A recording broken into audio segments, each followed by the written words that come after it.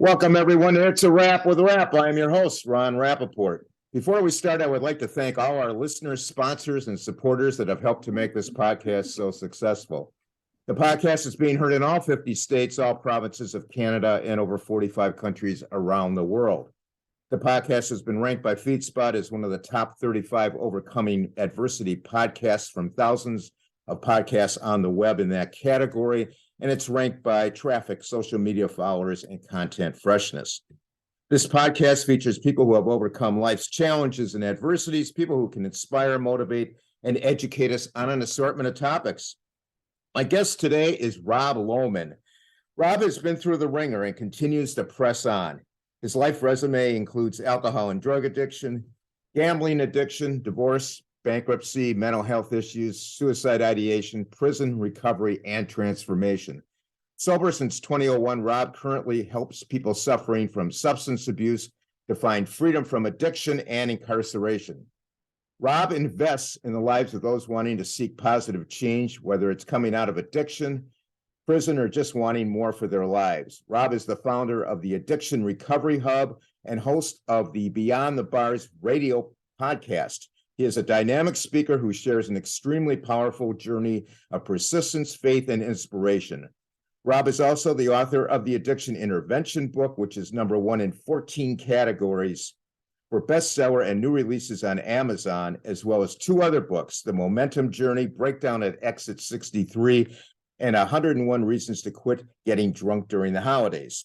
Rob's journey has brought him to a place where he has such a heart for helping others, and he is currently developing a transformational house for men who are on their own recovery journey. Welcome, Rob, to the podcast. Hey, good to be here. Thanks for having me on. Well, it's a pleasure to have you, and I'm reading all the stuff you're involved. You are one busy guy.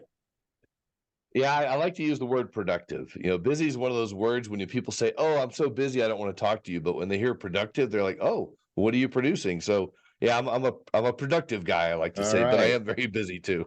Yeah, well, productive's good. So Yeah. I always like to start at the beginning. What were your early years growing up, and was there an introduction to off-limit substances in that time period? Yeah, so I grew up in Fort Wayne, Indiana, good old Midwest town, and aunts, uncles, cousins, grandparents, we were all really close to each other. So I loved growing up in Indiana. Even in the winters, I loved the winters, the summers, and everything. And so I wouldn't say I had, you hear some people say they had a traumatic childhood and that's why they drank or drugged, but I didn't really have that. I just really kind of felt like I was wired differently than a lot of other kids. And yeah, alcohol was this allure that it was fun and it was attractive because, grandparents, friends up at the lake in Michigan just had social gatherings and alcohol just looked like it was fun. And so we moved from Fort Wayne, Indiana to Fort Worth, Texas when I was 9 years old. And that's when things kind of started to change where I didn't really feel like I fit in. So I was really always trying to seek ways to fit in with other people. And alcohol ended up being that outlet for me. So how did the alcohol make you feel? Did it give you like more confidence or how that worked? Yeah. Well, it just, it made me feel good. I mean, it was one of those, again, I didn't have many traumatic moments, but it was just trying to fit in. So the adjustment of living in the South as a Midwest boy. But yeah, I just remember getting drunk for the first time, and it was at a Christian youth party in Fort Wayne, Indiana. I'm sorry, Fort Worth, Texas. And one guy brought in a six pack of beer and just said, "Hey, Lohman, you want to have a beer with me and these 2 girls?" And I was like, "Sure, heck, why not?" 6-pack, 2 girls and 2 guys, and I just slammed 3 beers like that, Ron. And I always say that alcohol had me at, and from there it was really kind of off to the races. And I'm sure your listeners can relate to that and try to figure out how did I get started? How do I get out of this kind of mess? And so, hey, one thing I wanted to throw out there real quick, Ron, to your people is a little free gift for them, and then we'll move on. Is if people go to freerecoverybook.com, they can get some good resources there. I forget that sometimes, and I just want people to know that's available. But yeah, I got drunk that night, and I'll tell you this, Ron, I started wearing contacts. And I don't know if you remember when contacts first came out. Yeah, content, but they were the hard ones, right? Little tiny round hard ones, and they right. literally covered your pupil. And I had those in that night, and my mom looks back at me and she goes, "What's wrong with your eyes?" And I said, "Oh, Mom, my allergies are killing me," and that was it. So I just I found the excuse to be drunk right from the beginning. You know, I was going to kind of stop you at this stage of the conversation and just to throw this out for the moms and dads out there. I mean, is there any advice you can give them when their kid is that young? And did your parents have any clue? Like you were drinking, or what can Yeah, that's parents do, to maybe just put the brakes on it at an early age? yeah, that's an interesting question. And as an interventionist and coach, people ask me that a lot. They'll say, my son, I don't know if he's using drugs or whatever now. And I can be talking about a son that's 40, right? That's still an Right. immature 15-year-old kid at 40. But we're talking more about, around the 15, the early teen years. And some of the signs are they're losing interest in things they used to have excitement for. And that could just be growing out of a phase, but sometimes it's worth looking into. And I see that, I have a 15-year-old son now Right. and a 13-year-old daughter. And I'm watching, I'm always watching people, and they're good kids, right? But I'm always watching. And so when I hear maybe a friend of theirs that stopped doing something like a sport or something just because they don't know why and just dropped out, sometimes at the base of that's going to be some smoking pot. And that seems to be the socially acceptable thing now, is like pot's medicinal, and my son needs it because he has ADHD and anxiety, and we're an overprescribed, I believe, ADHD and anxiety country. um, Yeah. but yeah, losing interest in things, sleeping in a lot more. Now again, that could be teenager, right? Right. But also it could just paying attention to those and trying to have those authentic conversations with them, not in the moment of possible suspicion of use, but a later time, and just say, hey, bud, let's go for a walk. Let's go grab coffee and hang out, and just say, I've just been noticing some things. So you doing all right? You experience any challenges right now?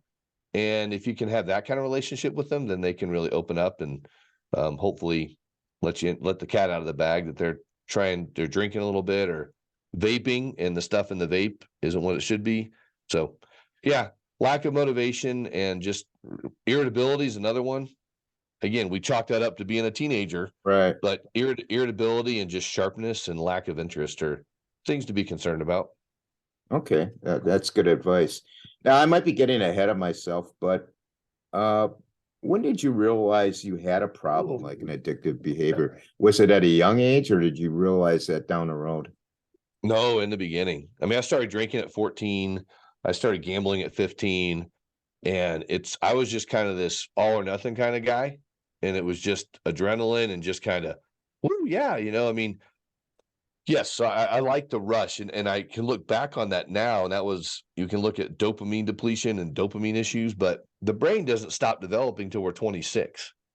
So Right. this frontal cortex that we have as young men and women, especially men, and we start drinking or using at a young age, really that logic kind of goes out the window a little bit. The ability to deal with conflict and struggles and just kind of how you're wired can really play a role in your development. Because they say, and I got sober at 29 years old, Ron, and I started drinking at 14. So what they say, those experts out there say, is that when you start abusing substances, you really kind of stop developing mentally, in a sense. I mean, you don't become like dumb, but Yeah. it's like you just kind of stop that prefrontal cortex processing. And so when I got sober at 29, I could agree. I was like a 14, 15, 16-year-old boy. Wow. Yeah. Yeah. Now, take us through your high school, college, and early adult years. What was life like? What did you want to be when you grew up? Oh man, I want to be like my doctor. I mean, like my doctor, my grandfather, Papa. He was a doctor in Fort Wayne, Indiana. Great man. He delivered like half the babies in Fort Wayne, and just a real respectful guy. And he had a great demeanor about him. He loved his grandkids, and I'm like, I want to be just like Papa. And that was my goal from a kid till through college. It was, I'm going to go to medical school and be like Papa. The problem was, Ron, there was this shadow of alcoholism and addiction and adrenaline that followed me along. So whenever I put potential and alcohol in the same room together, alcohol won pretty much every single time. Hands down.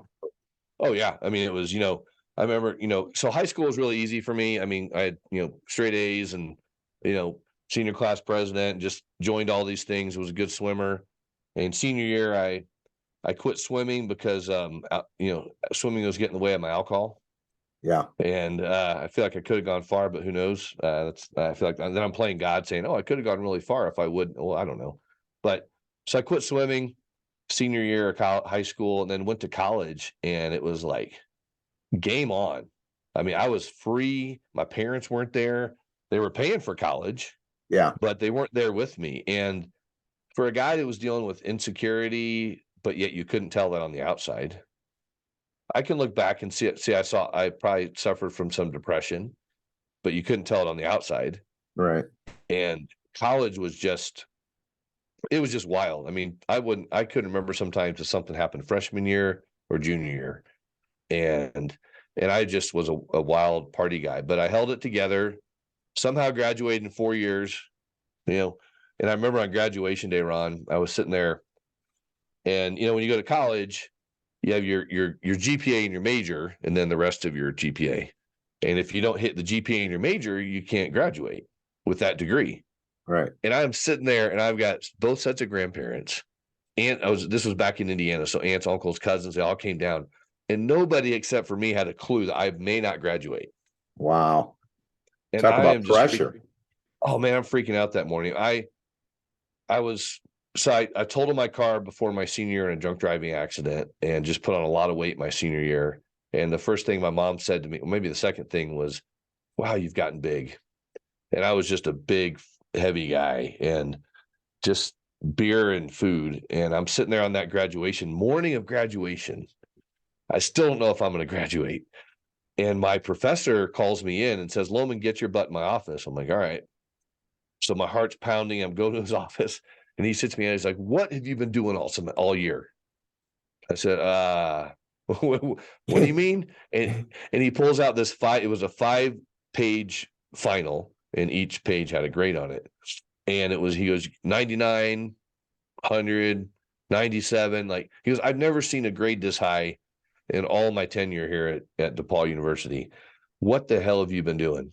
Wow. And I just looked at him, I said, and I go, did I graduate?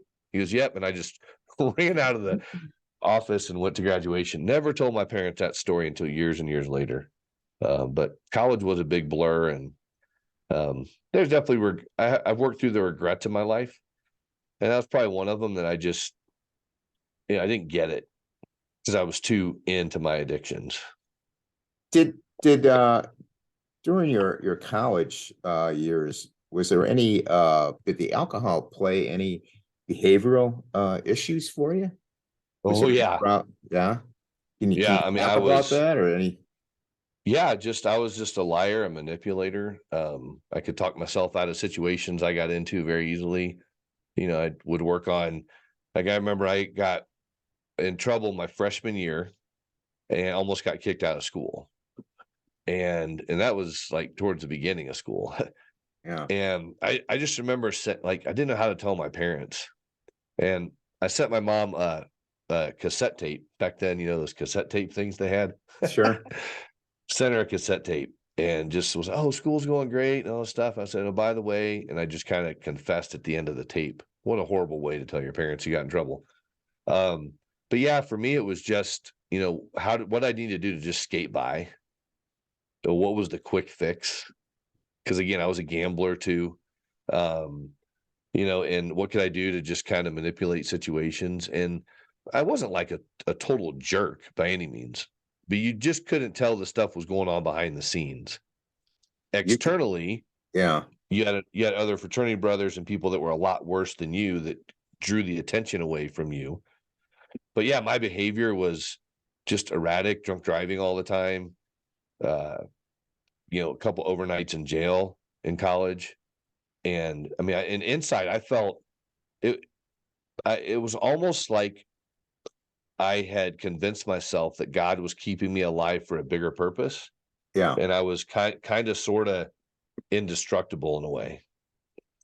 And there was one night, a friend of mine and I we borrowed some bicycles without permission from a fraternity house, Yeah. which is called theft. I understand now, I was going to but say that, but yeah, and a couple cars as well.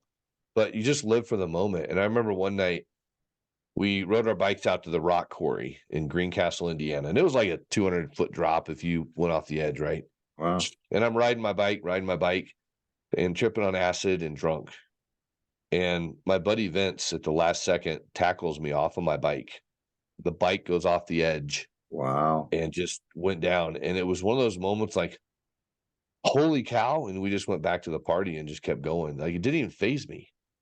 And Wow. what an awful way to live, you know, and that didn't stop after college either. I mean, that mentality continued for a long time until I got sober, and still even had to try to break that mentality in recovery, because it's not like you get sober and hey, you're 100% solid just like God created you. It's Yeah, it's it's not been it's not like turning on a light switch on and off. no, no. I mean, it'd be nice if it were, but Yeah.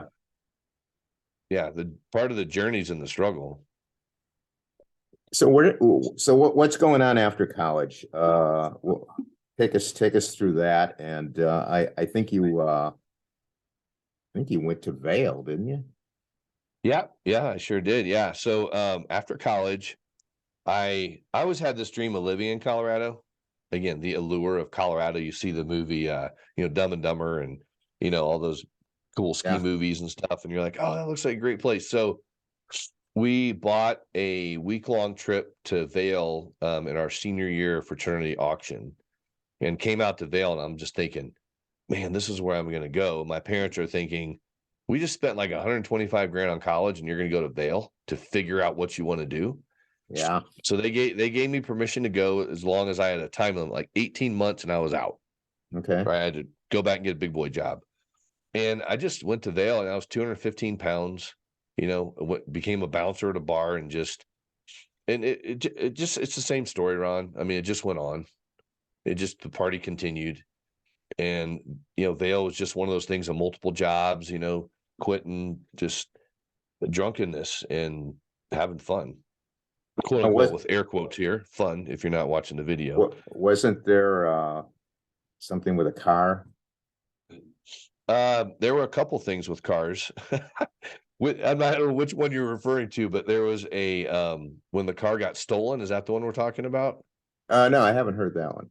Okay, actually, that was actually in that was in sobriety. Never mind. But I mean, I totaled my car my senior year, and it ended up flipping end over end 6 times. And I didn't even have a scratch, Wow. And there's a picture of that in the first book you talked about, the Momentum Journey.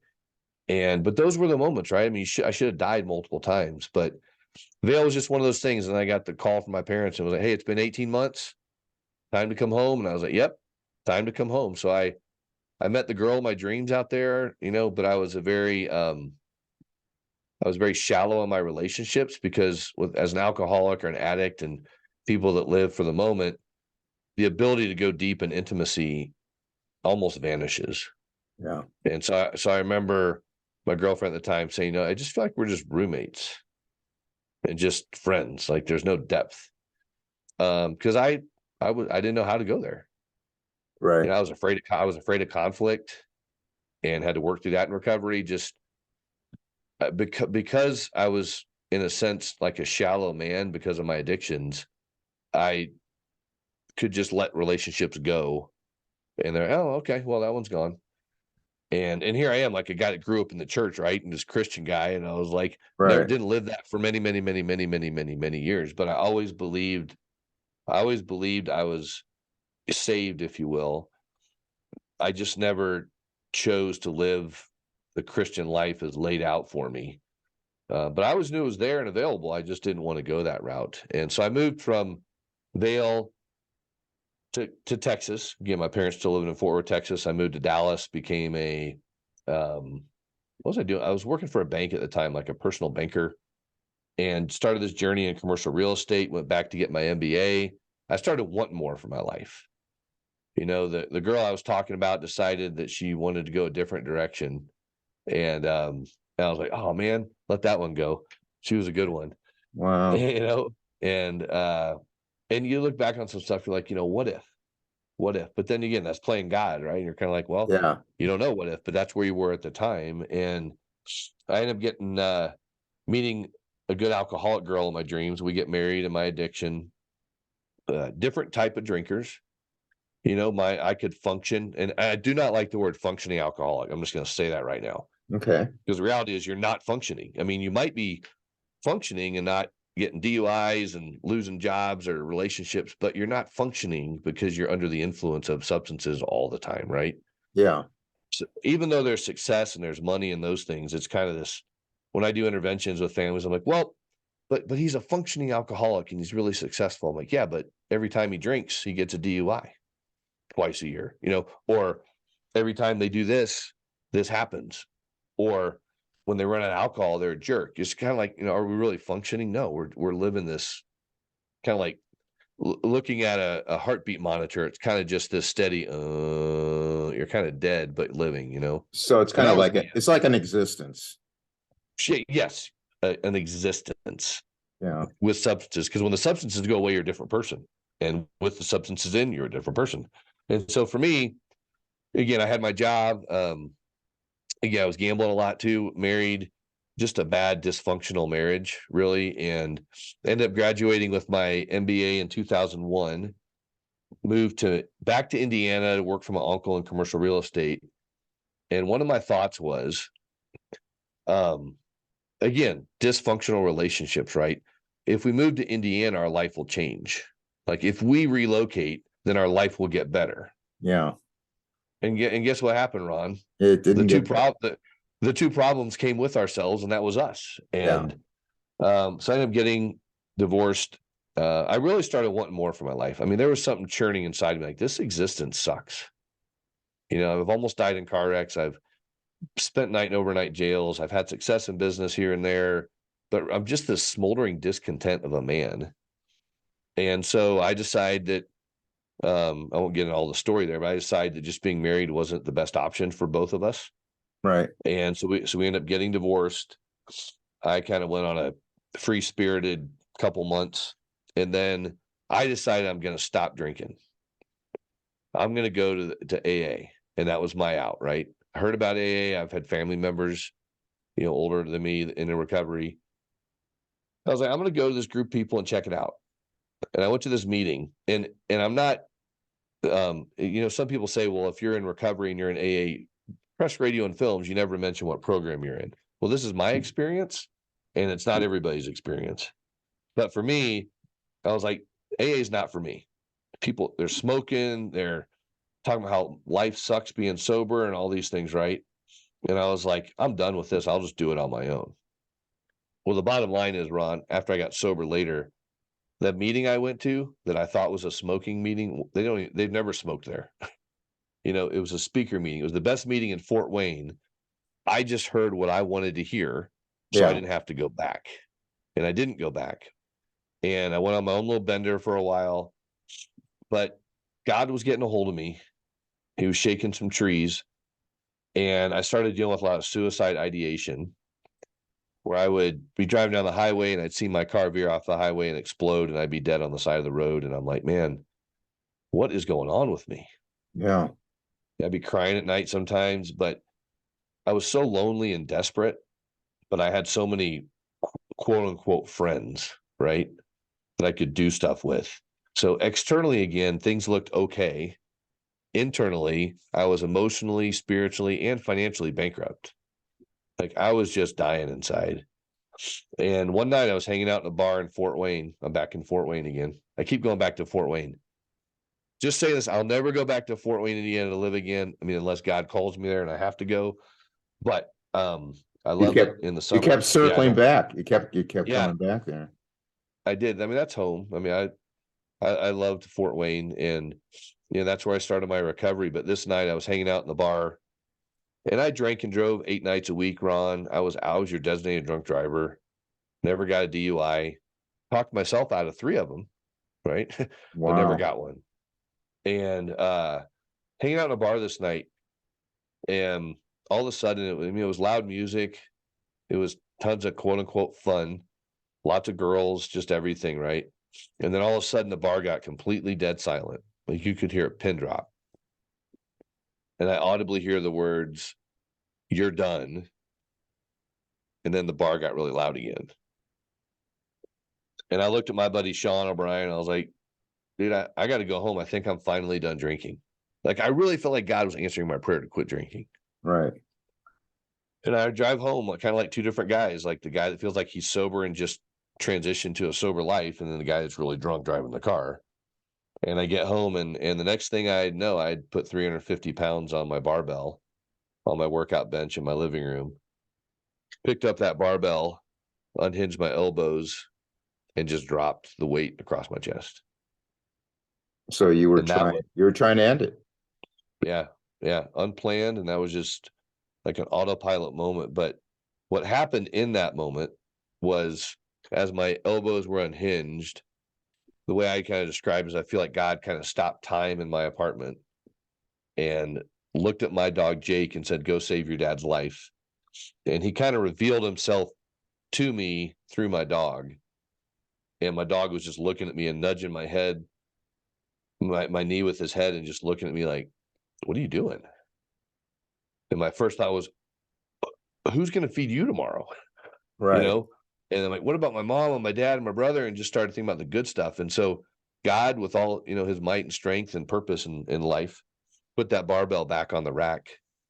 And my God, really carries the weight of the world.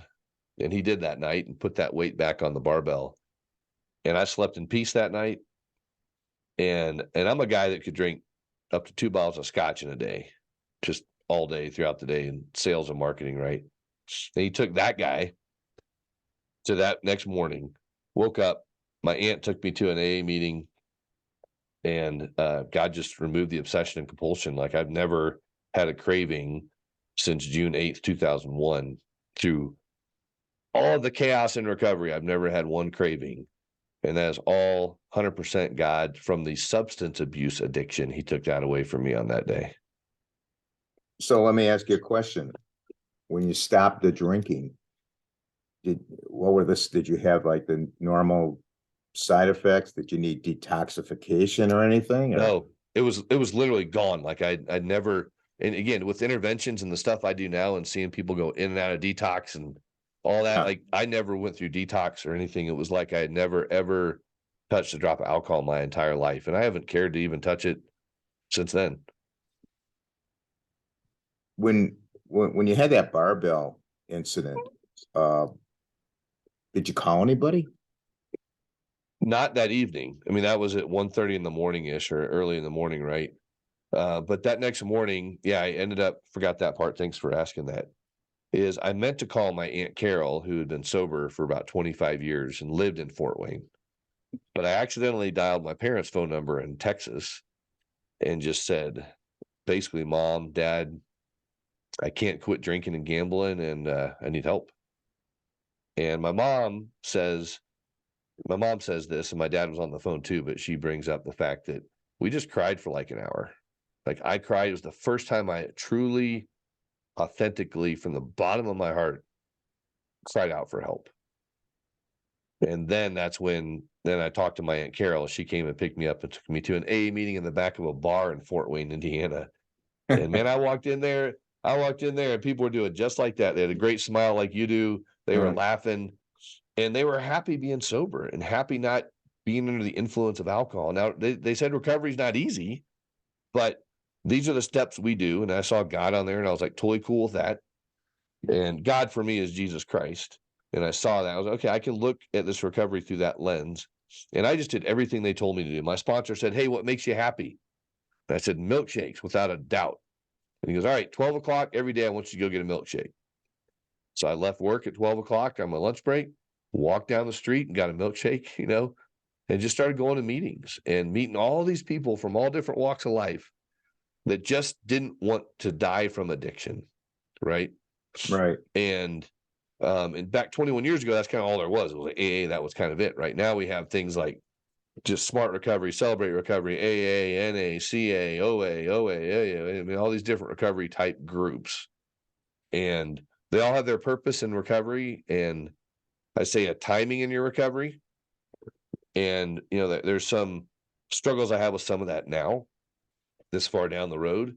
But that time, that's what I needed. I needed community.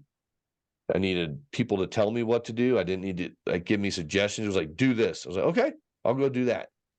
And, then I had to start working myself out of my hole. I ended up filing bankruptcy because I just couldn't. I had like $67,000 in credit card debt and recently was divorced and all those things. But I was like, for me, it was either, I remember sitting with my sponsor and I struggle with, I was like, I just want to pay this off. He's like, okay, do you want to die or do you want to live? It's like, it's okay to file bankruptcy, man. It's not, you don't want that easy out, but if this is threatening your sobriety and you're going to gamble a lot or drink over this. So I just kind of sought some wise counsel and I didn't make a lot of major moves until I talked to people that cared about me enough to say, why are you moving? Like relocating cities, and just realized I needed mentors in my life and I needed a coach. And I needed a sponsor is what they called it then. But Sure. I mean, that's why now in my life today, I have business coaches that coach me on business and, people that support me and stuff like that are helping me be accountable to what I say I'm going to do. And I don't do the best job of that these days, even still, right? 21 years later, but I'm a work in progress. So take us through, okay, so June 8th, 2001, that's when you stopped drinking. Take us through the years 2001 to 2012. What's going on after that? Yeah, done your research. Yeah, 2001 to 2012, 11 years. Well, I did the things that were healthy in the beginning they told me to do, and it was being community. So I was doing softball, I was doing, camping trips with people. I was living in Fort Wayne, Indiana, right? And I wanted to live somewhere else because in recovery, they tell you can do anything you want to do as long as your spiritual conditioning is solid. So there's this website. It doesn't exist anymore, Ron, but it was called findyourspot.com. Okay. I don't think it does. I'll have to go back and look, but findyourspot.com. So you go in, you put all these parameters in, like, what do you like? I'm like smaller towns. I like the mountains, pet friendly cities, whatever. Put all these parameters in, it starts throwing things up like Tennessee, North Carolina, Kentucky. And I'm thinking, I've never been to any of those states before. It's like, okay. So I fly out to Charlotte, North Carolina. I was in commercial real estate when I got sober. I lost my job just because of collateral damage from, just manipulating still in early, in my addiction and early recovery. Yeah. And I fly out to Charlotte, North Carolina to go interview with CB Richard Ellis out there to this job. I'm like, this would be great. And I was like, the job didn't work. The interview didn't work out very well. But anywhere I went to an AA meeting somewhere. Just the AA is one of those communities that's around the entire world. Like here in Denver, we have something before the pandemic, we had like 1,600 face-to-face AA recovery meetings a week. Wow. And that didn't include all the other type of recoveries. Like you talk about recovery inclusive and stuff, but that was it. So I go to Charlotte and I'm like, I just want to go to a meeting. So I go to this big speaker meeting out in Charlotte, North Carolina. It was actually in Matthews, North Carolina. And it was at a church. There were like 300 people there or something, it was crazy how big it was. And they say, hey, is anybody visiting? And my sponsor said, hey, if you go anywhere, just say you're visiting, right? Right. I stood up and I was like, hey, my name's Rob, and visiting, thinking about moving out here. And I literally left that meeting with a stack of business cards. Said, hey, dude, if you want to live here, we got you. So a few weeks later, moved to Charlotte, North Carolina. Wow. Instant networking. Did recovery, got a job just helping a guy lay carpet and somebody in recovery, and then got out of commercial real estate, became an 8th grade algebra teacher. That led to me getting a job as a college career counselor in Indiana University in Greencastle, Indiana. That led to, and there's recovery everywhere. That led to me buying a mobile RV, Class A RV, and started the Momentum Journey, which was a documentary and book about why people love what they do. So I started interviewing people around the country, right, about their stories and why they love what I've always been fascinated with people's stories. Right. As a podcaster, you are too, as I am as a podcaster. Absolutely. And as like, the addiction intervention book I wrote. It's my story and 10 other people's stories in there. And I just love stories. And so I said, hey, I'm gonna travel the country in this RV and go interview all these people.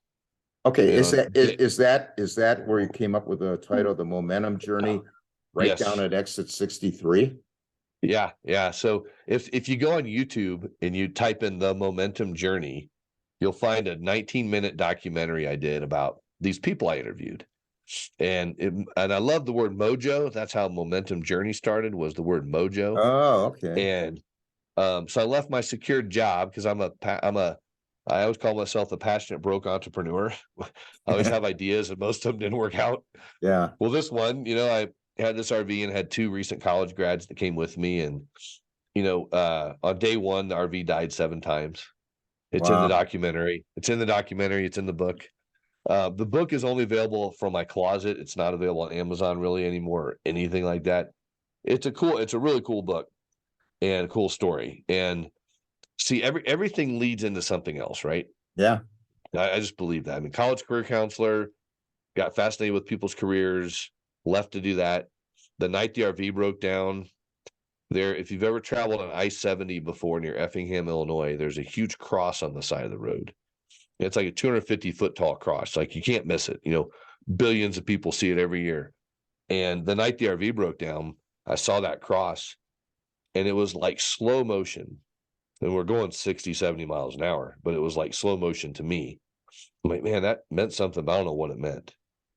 It was Right. a And sign. then It was a sign. it was Yeah. totally. And the RV breaks down that night. A cool story about that. I won't get into it, but that led me to come to Colorado because I incorporated my business in Colorado when I lived in Indiana because I always wanted to live out in Colorado. Okay. So I move out here, move into my brother's basement. Again, there's recovery everywhere. So I tap into AA there, move into my brother's basement, keep working on the documentary and the book. And then in 2004, I published my first book. And then that led to me doing this huge 3-day Christian music festival in Colorado, right? Which led me to meet my wife in 2006, who lived in Denver. We get married in 2006. I moved to Denver. Again, still sober. Still gambling, though. That's important based on your 2012 mark. Okay. Still gambling here and What are you there. gambling? What kind of gambling are you doing? At this point, it was literally like scratch tickets and stuff. So it's nothing like crazy, but still this mentality of trying to get a buck, right?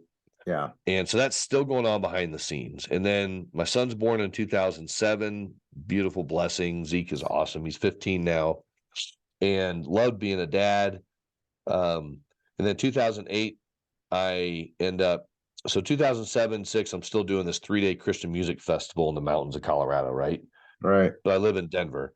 In 2008, the event happens, and it was 15,000 people came over 3 days. It was free event, huge blessing, cool story in that too.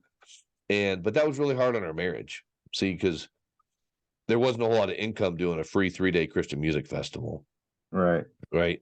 But I had this passion for Jesus but lack of focus as a man and a husband and a provider. Right. But I did end up getting a great job as a software sales guy. They closed that division down, and a friend of mine approached me and said, hey, you should think about becoming an insurance agent. And all I saw was dollar signs. I'm like, man, I could be that $500,000 a year producer. So I got caught up in that. Did really well in the beginning. But that was 2008 and 9. So 2009. My daughter was born in 2010. And I stopped going to meetings, Ron. I stopped going to Bible studies. I stopped doing the stuff that was good for me. And I was kind of right back where I was back in 2001 without the drinking. So you're But gambling, concentrating on on making money, yeah, and everything else went to the side. yeah, and cutting corners and just kind of, manipulative behaviors came back because I wasn't around good stuff. I wasn't opening up to other men about what was going on in my life. Yeah. It just wasn't, and that was the struggle. I was kind of on my own little island internally, but externally you couldn't really tell. But this point in my life, I started pulling away from people. My wife and I weren't doing so hot. And so whenever we would argue and stuff, I'd just say, screw it, I'm going to the casinos. So then I'm at casinos, right? Now I would go to, in my early addiction, I would go to Vegas every now and then, and I love the excitement of the casino. I didn't know why until I got, freed from that, right? But I love the excitement of it. And that was just a tough place to be because I was losing my agency because of just sales and production numbers. My wife and I were both completely, our adrenals were shot. We had 2 young kids. She was working full time for a radio station with events and weekends, and I was working full time in my agency, and we just weren't doing well. We weren't connecting, and it was just a tough place to be. Yeah. So I ended up losing my agency in November 2011, and for me, that's when a lot of the mental negative messages, like you suck, you failed as a husband, you failed as a father, you're kind of a loser. Like I was hearing a lot of those opposite messages of what God says I am. And I started believing a lot of them that I just did completely like drop the ball and failed in many areas of my life, all areas of my life. Yeah, the mind can really do that. It's all up in the mind. Oh, yeah. And I was, just, I call it like driven by the subconscious. You believe when you have trauma and all these crazy life events, right? They say you kind of get stuck in the basement of your brain. Yeah. And you don't get to the front of your brain where you can reason and think logically, and you're just kind of in this survival mode. And that's exactly where I was personally, in this survival mode. And yeah, it was not a fun place to be. Well, I know 2012 rolls around and something major happens. You want to Yeah, tell us what's going on that time big period? time. Yeah, I mean, 2012 came, and again, I lost my agency in 2011, so I hadn't really been working. I always had a side gig going, so I was trying to build that up, and hope this network marketing thing would take off, right? And I believe in that industry a lot. I just didn't have the right focus and discipline. And so 2012 rolls around, and it was actually February 14th, 2012. And I'd say all the wall. I refer to a man's brain, or at least my brain. We'll just call it my brain. It was like a waffle, and I could compartmentalize everything going on in my life between work or being a husband or a father, whatever. I would compartmentalize these things, right? And the best way I can describe what happened that night is like my waffle brain turned into a pancake, and everything just kind of melted together. And I ended up in a mental blackout that morning, lighting some boxes on fire on my covered patio. And once I realized what I had done, I couldn't stop it. It was just, the fire just took off. So I had to rush upstairs and get my family up. It was 1:30 in the morning, rip my wife out of bed, rip our 2 kids out of bed, get downstairs, get my neighbors out.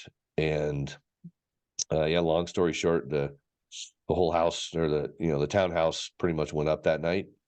Pretty much lost everything that we had. And it was just like a climactic moment in my own life. Like, how in the beep did I get here? Would you And it say was that bad. was, or would you say with your journey as involved and complex as it is, would you say that was the rock bottom moment? Or Yeah. Oh, hell yeah. I mean, it was one of those moments where I didn't need a wake up call. That was the wake up call. But I also didn't know how to deal with it because, like, I knew I was going to go to prison, but what do I do with my family? How do I protect them? And so I went I was still gambling a lot too. See, that's the thing. My gambler mind kicked in. I was like, I got to cover this up.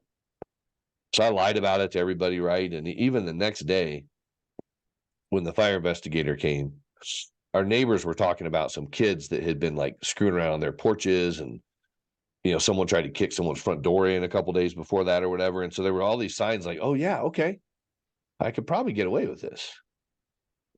And part of it I probably could have. But from my spiritual perspective and my faith, which kicked in real quick, because I mean, I ran back to AA and church, and like I was like, I need to figure this out. oh yeah, I just I just knew I couldn't hold the secret in, but I tried to as long as I could. And again, lying to my wife and friends, and kind of playing up what happened, like, oh, poor us. But I was the only guy that really knew it. I mean, to an extent, really knew what happened. yeah. And it was S- dark. I mean, it was tough. And so eventually I ended up confessing to my wife what happened. And then my attorney was just like, you can't tell anybody this. because you're under investigation. I was like, yeah, I know. But so we slowly started bringing in friends and family, telling them exactly what happened. And I get it. People were pissed and felt deceived and they were hurt. And yeah, rightly so. And some stuck with us and some just kind of said, nah, we need to see how this shakes out, family and friends. And, but I knew in June when I confessed to authorities what happened, that's when I really turned everything over to God. Like I could do nothing else. And I just said, it's all his show. And I just held my hands up and said, okay, I surrender. Yeah. And then I had to start being pulled out of that mental space going forward. And then long story short, December that year, see, the authorities knew what happened in June of that year, but they didn't arrest me until December of that year. So They wouldn't let me did they know before you ever confessed to it? They had their suspicions. They had their suspicions. There really is no way they could have proved it, in my opinion. Okay. But I knew it, and there's no way I could have lived with that my whole life. So right. In December that year, again, 6 months later, they finally arrested me. And on 19 felonies and 13 misdemeanors in December of 2012. And talk about a dark moment, man. I mean, that was like, I was the only guy I'd ever known that been like arrested like that or was going to go to prison potentially. And so it was like, what do we do now? And then I end up getting arrested and there's so many God stories from this point forward in my life that, my wife and I at some point just need to write a book about it. Yeah. But, 2 days later, I was released from jail and on a $100,000 bond, which was reduced to $25,000.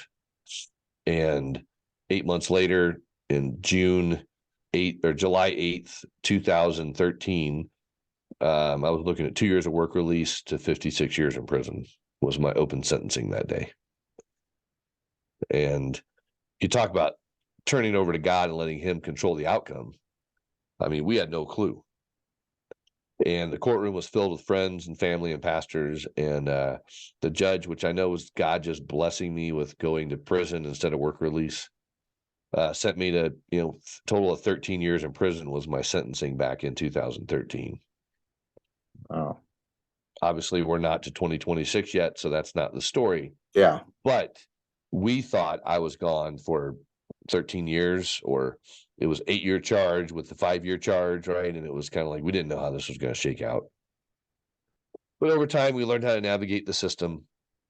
And while I was away over in Delta, Colorado, the furthest prison in Delta from my house, my wife was back here, how to be a single mom. Still figuring out like what do I do with this guy? And she had her own conversations with God, and she had to process that herself. Is my husband a psychopath, or who is the guy? And her conviction was to stay with me and work it out. And we have, and we do, and we still do today. There's still collateral damage from that today.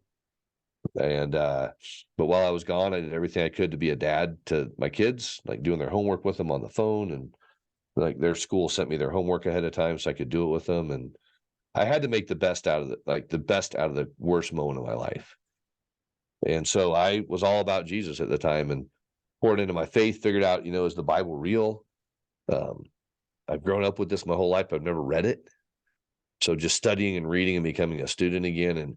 All I could do was work on me. I couldn't work on other people or other stuff. It was just, I'd work on Rob. Oh, absolutely. So I figured out who I was again and just stepped into that. And it's easy to do when you're away. More challenging when you get released and come home. Yeah. And so 10.5 months later, I was released to a halfway house, spent 11 months in a halfway house. And as I was getting ready to get released, I had to start figuring out what I was going to do for a job or career. I have an MBA, like I'm not a dumb person. I just make dumb mistakes, Oh, yeah. And so I get released and then spend 11 months on probation and then, get paroled home. And so 22 months later, I ended up moving back in with my family and just been rebuilding ever since 2000. It was really April 14th or April 15th, 2015. It's like tax day means a lot more to me now than just tax day. It's the day I got to move home in 2015.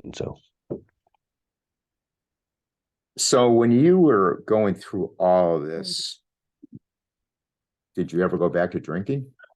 No, I've never thought about it ever. Again, I still gambled, Yeah, right? And that's like, there's these different things. There's process addiction, which is like gambling, food, porn, sex, shopping, gaming. Those are process addictions. Then there's substance abuse. Substance addictions like, drugs, alcohol, things we have to put into our body to actually get high, right? I can't get drunk if I don't drink, right? But I can sure right. get a dopamine hit, just by anything, looking at a girl, placing a bet, spending more money than I should, buying the big TV, whatever. So that was something I had to learn how to process, but I didn't know what that was until I got trained to be an interventionist and a coach in 2015, launched my business in 2016, and then got into the more of the mental health addiction world. And I've learned a lot since then for sure. Yeah.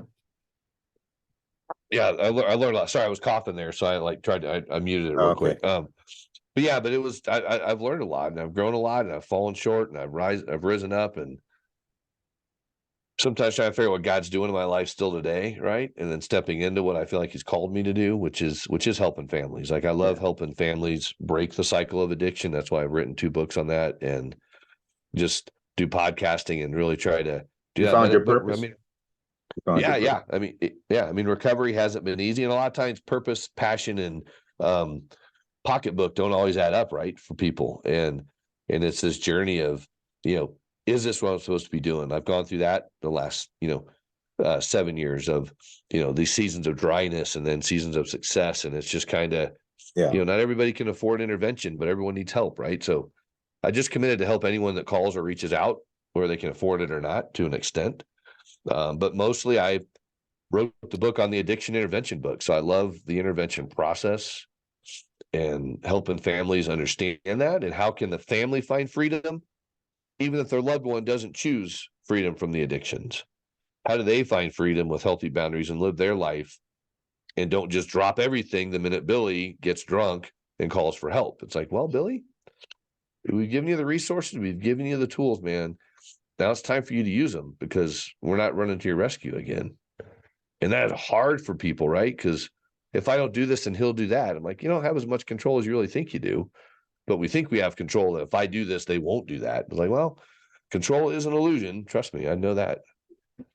Do you think, just getting back to that horrible time, do you think that setting that fire,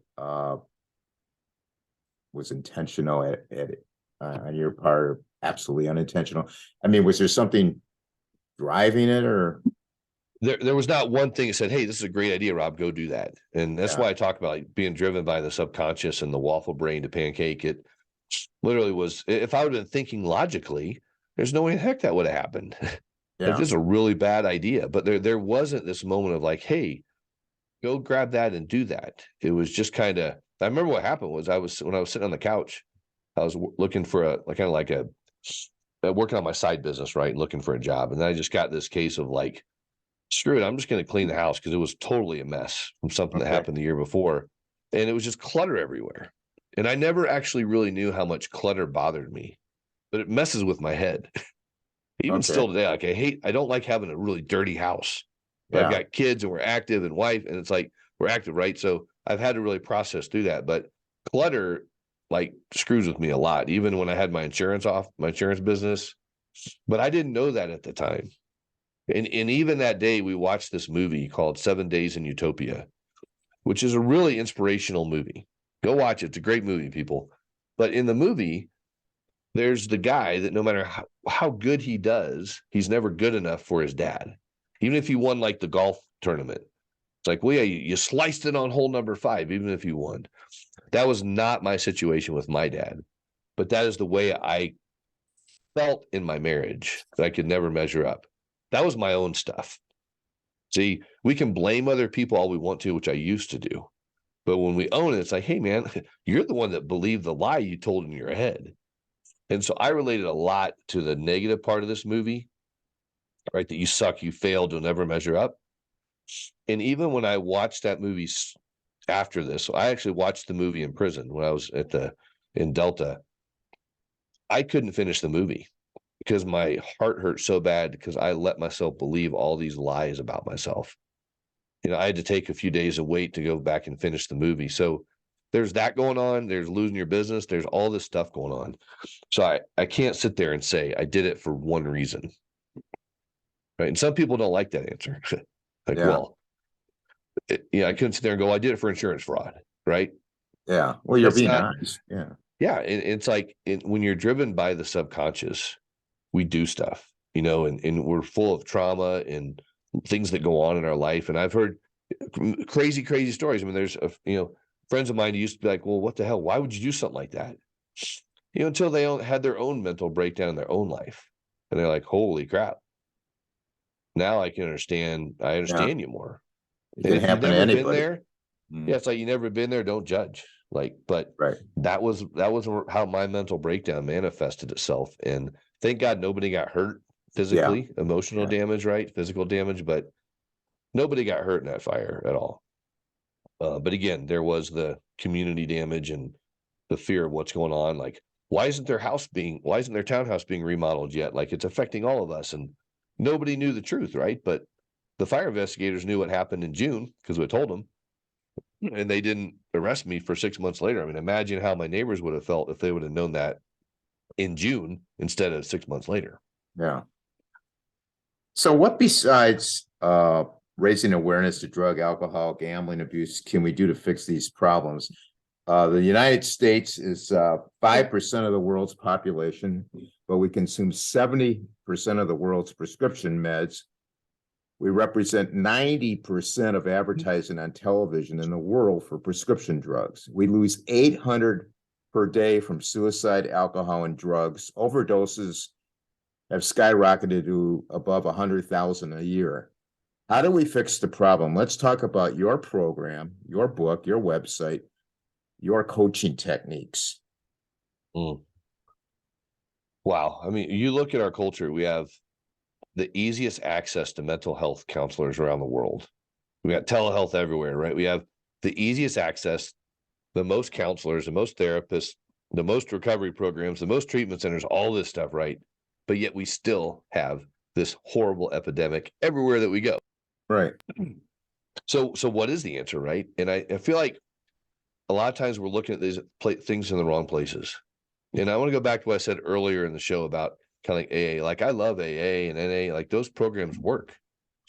The problem with a lot of it is there's in our treatment centers and other stuff, there's a lot of shaming that goes on in fear-based recovery, in the sense that if you don't do this, you will do that. If you don't go to a meeting, you will drink. You hear people say all the time, if I don't go to a meeting, I'm going to drink.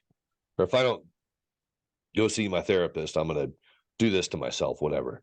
Instead of, when I do these things, I will have a good recovery. When I do these things, I'll live a transformed life. When I do these things, I will change and be a transformed person. That's what I do in my coaching and interventions. Is I'm looking at, when we do the right things, our life will change. Right? So think about it this way. If you have credit card debt and all you focus on is getting out of credit card debt, what's your focus? Debt. If you focus on building wealth, what's naturally going to happen to the debt? It's going to go away. So if we focus on recovery and living a transformed life and figuring out who we are, we don't have to worry about addiction. I'd never refer to myself as an addict anymore. It's my choice. I don't, because I'm a transformed man. Right. So I feel like what's missing in people's lives is figuring out what grounds you and what identifies you. Because if we don't figure out what identifies us, something else will identify us. And you look around the world today, I mean, holy cow. I don't want the world defining who I am. I don't want the public school system defining who my kid is, right? I don't Right. want, a treatment program defining who I am. I want to go back to the source and the truth. And so for me, in a lot of what I do with my coaching, and it's funny when I say it sometimes, because people either tune out or they tune in, right? The coaching I do with people is really focused on who we are in Christ. For me personally, and when I work with people, when they can ground themselves in something that is truth. Now, it takes a while to get there if you don't believe that stuff, right? Right. But if that door is opened and people want to explore that, there is truth there because, see, God says that I'm his workmanship. God says I'm his child. God says I'm a saint. I'm an heir to the throne. God says all these great things about who I am. I haven't had to do one thing to earn that. It just is truth. And that's for me. And that's in my faith in what I do. And about probably 55% of people that I work with could care less about that. They just want my help, right? Even with interventions like, hey, we know you're a Christian, but we don't care about that. I was like, cool, don't worry about it. We're just going to get done what needs to get done. But I let people know that's from where I come now, because that is what has given me the stability in my life. And again, I fall short every day with the way I want to behave and want to act and things I want to do, right? It's just because I'm human. But I feel like we're just looking for stuff in the wrong places. And obviously that conversation can go a lot of different directions. But from a simplistic purpose, we're looking at things that are a moving target. Like if I want to find my identity and value in what my wife thinks about me, then I'm going to be up and down every other day. Hey, my wife thinks I'm doing great today. Hey, my wife got mad at me today. Hey, or my boss thinks I'm doing great today. He gave me kudos. Or why isn't my boss congratulating me today? Well, I must not be doing a good job. Or hey, you scored 3 goals in the game. You're doing great, son. Or why didn't you score a goal yesterday? I mean, talk about a yo-yo of identity. Yeah. Right. But if all of us can figure out the core thing of what defines who we are, then anything that comes against that is false. Right? If someone says, hey, Ron, you're an idiot. And if you believe you're an idiot, guess what? You're an idiot. Right. But you're not. Right. And people say, Rob, you're acting like an idiot. Okay, I can identify with that. Yeah. Because that's my behavior. But I am not an idiot if someone calls me one unless I believe it. Right. So that's the thing, like to really truly figure out who you are. Then again, anything else that comes against that is completely false. And why even entertain the thought? There's a lot of power in that. Yes, that makes a whole lot of sense. Rob, do you think the government can play a role in curbing this problem? Or is that just wishful thinking? Which problem? The identity problem, the drug problem, The substance abuse problem. Yeah. Well, okay, you look at this.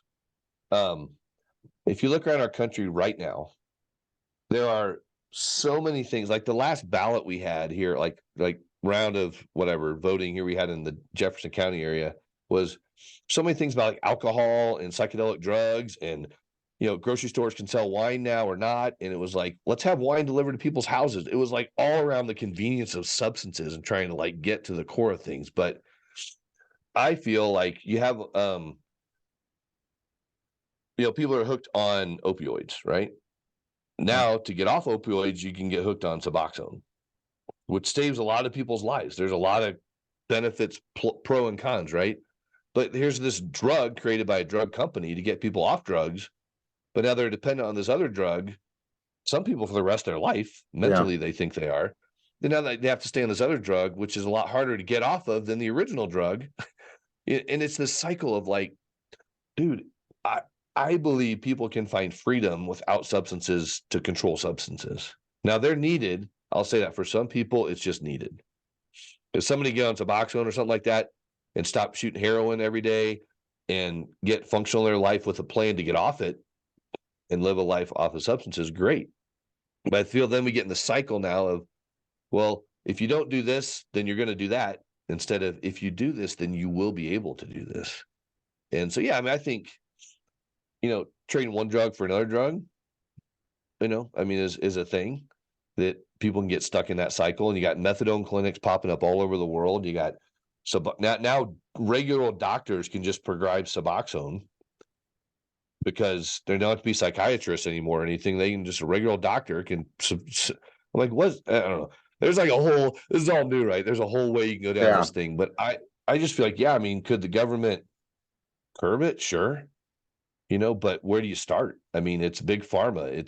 It's like you read all those stats earlier today. I mean, big pharma companies and stuff control the government. Government controls that. And it's just kind of like, do we want to be dependent on the government? I mean, we just came out of a 2-year thing on, whatever you want to call the pandemic thing, if you want to call it false or real or whatever. And so much government control there and fear-based stuff. I mean, it's like, dude, the whole world is like jacked up now because of that. And so I personally don't truly trust the government Yeah. to have my best interest at hand at all, really at all. Yeah, I wanted to get your perspective on that. Uh, we're coming to the end, but what motivated you to write the book, the addiction intervention book? Can you tell our audience a little bit about what they can expect to get out of that book? Yeah, sure. So it's a tool. I mean, it says on the front, 11 breakthrough strategies, right, for professionals and families to help people find just loved one find freedom from addiction, and that's why. Because I don't think people understand the power of an intervention and what it really does. The TV show is out there, kind of screwed up the whole idea of an intervention in a sense, but the general idea is there. That they're on TV, right? They're on camera. So they're not shocked that there's an intervention happening. But there's a lot of different ways to help people, which is why I wrote the book. It's why I interviewed over 20 people and just selected the 10 that are in the book, because they're different parts of the country. They have different processes that they do to help a family understand there is more than one way to help your loved one break the cycle of addiction. But again, if they don't choose to get healthy, you can still get healthy as the family member. And loved one, if you decide to get healthy and your family doesn't, then you can learn how to live life with an unhealthy family. Doesn't have to mess with your recovery. Right. So that's why I wrote the book. Was one, to share my story. Two, to share my process as I do it, Lifted from the Rut. And which is the name of my business. I call my business a business ministry, a business tree. Is liftedfromtherut.com is where people can go to get all my information. But also sharing these stories about amazing people around the country that help people. And I just want to honor my friend David Marion. He's in the book. He was a good friend of mine in the recovery field and just a solid interventionist and coach. And he died about a month or two, I think it was a month ago, just suddenly with a heart attack. And I was glad to capture his story in the book because he's a great guy. And the cool thing is that in the book and on the front cover, there's a website that people can go to and actually watch all the actual interviews I did with them, like you and I are doing now. Oh, They can great. actually see, it brings the book to life. Yeah. And I mean, I wish every treatment center would buy 10 copies and give it to their staff, or, families would just buy them and hand them out at Christmas to people and says, hey, I know you got addiction in your family, read this thing. And several families have found the book on Amazon, reached out to me through my free discovery call, and hired me to do an intervention for their family member just from having a book on Amazon. So that's why I wrote that one. And then I wrote the other one, the 101 Reasons to Quit Getting Drunk During the Holidays book, which is really a exploratory journey that each person can do with their relationship to alcohol. But insert shopping, insert pornography, just change alcohol to whatever your addiction is. Read the book. And a lot of the book is blank, which is kind of fun because it gives people the challenging questions to answer about their journey with addiction. All right. Well, that's good to know, and we're going to showcase those books on our Facebook group and some other places around the internet. So we'll get some exposure for you. Rob, for people out there struggling, what advice can you give them? What last minute advice can you give them? Yeah, well, reach out to someone locally to get some help. I mean, just find resources in your local area. I mean, there's free resources between AA, Celebrate Recovery, Smart Recovery, NA, OA, all those things. So the excuse is in your head because the resources are there. And then if you need great professional places like treatment centers or programs and things like that, more of a acute need where you may have mental health, mental illness, or just serious substance abuse, reach out for help. And please, if you struggle with whatever the drug it is, don't try to detox at home. People that try to detox and they're dependent on alcohol die in their homes all the time because they're just going to try it at home. Get professional detox, whether you got Medicaid or commercial insurance. I mean, call a local resource. Call me. Go to liftedfromtherut.com on my resource page and try to find something local in your area. but just don't try to do it alone, because that's how people die. How can people contact you? One, they can just call me 970-331-4469, and I mean that. Two, just go to liftedfromtherut.com. Everything you need is on there. Podcasts, how to bring me to an event or a moment of as a speaker to your event or conference or men's retreat. All the details are all over the website. You just gotta scroll around a little bit. And I have another website, the Addiction Recovery Hub.com. Is that still there? That one's gone. That one's actually gone now. That was an old one. I used Okay. to have that, and then literally just kept. I used to have like all these different websites, Ron, as I was trying to get creative in my early journey. It's Yeah. like, hey, liftedfromtherut.com is all you need. Everything is there. I'm all over Facebook, and find me on LinkedIn or wherever. But Okay. phone numbers are really cool, quick, easy way to just call me or text me or whatever, and I'll respond as I can. Okay, that's liftedfromtherut.com. And for everybody Yes. listening out there, all this will be in the podcast notes. I want to thank you so much, Rob, for being on the podcast, sharing your personal story and shining a spotlight on the addiction health crisis we have. I want to wish you good fortune in your work to help people going forward, and best of luck working and finalizing your dream. We didn't get to talk about much of creating the men's transitional home. Comments and suggestions for the podcast, you can email me at itsawrapwithrap@gmail.com. Our Facebook group and page, It's a Wrap with Rap. We're on Instagram. It's a Wrap with Rap podcast. We have a website, it's a wrapwithrap.com. And everything's on YouTube. All the episodes are on YouTube. It's a Wrap with Rap, the podcast uncut. I want to thank everyone for listening. Please stay safe now. And for now, it's a wrap.